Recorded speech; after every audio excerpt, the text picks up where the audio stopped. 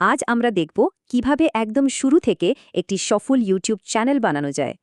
ভাবুন তো, channel monetised কিন্তু ইনকাম শূন্য।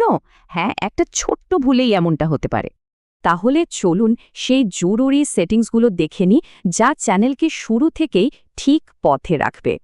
সবচেয়ে আগে দরকার নিরাপত্তা, তাই একেবারে নতুন একটা ইমেল দিয়ে চ্যানেলটা শুরু করা উচিত। প্রথম প্রোটিপ হল ডিফল্ট চ্যানেল নয়, বরং একটা ব্র্যান্ড চ্যানেল খোলা। কেন বলছি, ব্র্যান্ড চ্যানেল বানানো কিন্তু খুবই সোজা। শুধু এই 5টি ধাপ ঠিকঠাক ফলো করতে হবে, ব্যাস। চ্যানেল তো হলো, এখন ইউটিউবের কিছু জরুরি ফিচার আনলক করার পালা।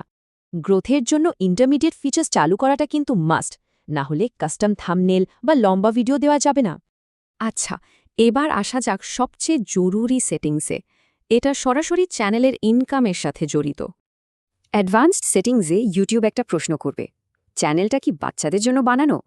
যদি কন্টেন্ট বাচ্চাদের জন্য না হয়, তাহলে দ্বিতীয় অপশনটা সিলেক্ট করাটা মাস্ট, না হলে ইনকাম কমে যাবে।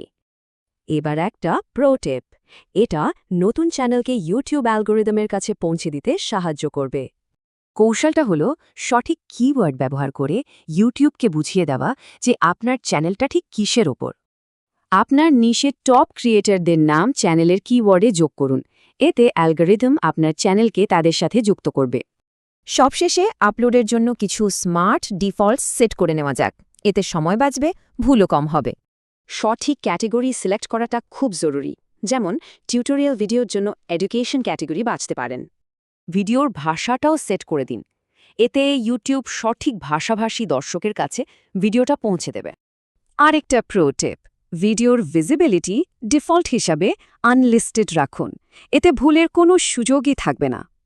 ব্যাস, এই তো, আপনার চ্যানেল এখন একদম প্রফেশনালি সেট আপ। এবার শুধু কন্টেন্ট বানানোর অপেক্ষা। কিন্তু চ্যানেল তো তৈরি হলো, এরপর নতুন ক্রিয়েটররা সবচেয়ে বড় কোন ভুলগুলো করে থাকেন?